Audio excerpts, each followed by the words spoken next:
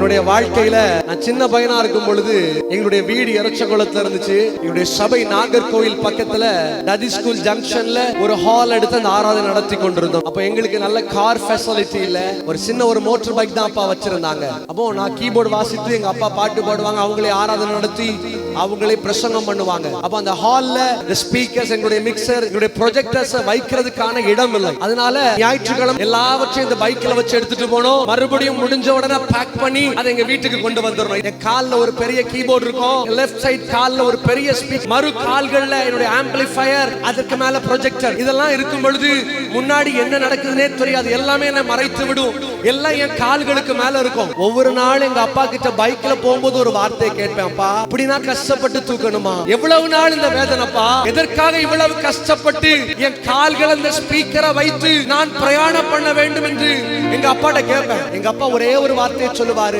ஆண்டவர் இருக்கிறாருப்பா, அவர் பார்த்துக் கொள்வார்.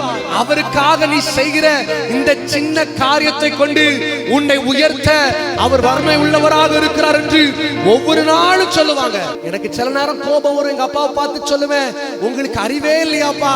எங்க அப்பா மறுபடியும் சொல்லுவாங்க, உன்னை ஒரு நாள் தேவன் உயர்த்தும், உன்னை ஒரு நாள் தேவன் ஆசீர்வதிப்பான். காலங்கள் கடந்து ஓடினது, நடந்த காரியம் என்ன தெரியுமாமா? இன்னைக்கு எத்தனையோ நாடுகளில் கர்த்தருடைய வார்த்தையை சொல்ல அடியனை தேவன் பயன்படுத்தி கொண்டிருக்கிறார். சத்தமா சொல்லுங்க ஹல்லேலூயா. இன்னைக்கு ஆண்டவன் நல்ல வாகனத்தை கொடுத்திருக்கிறார். இன்னைக்கு பாருங்க, இவ்வளவு சிஸ்டத்தை ஏன் காலு சுமக்கல, ஆண்டவர் கொடுத்த வாகனம் சுமக்குது. சத்தமா சொல்லுங்க ஹல்லேலூயா.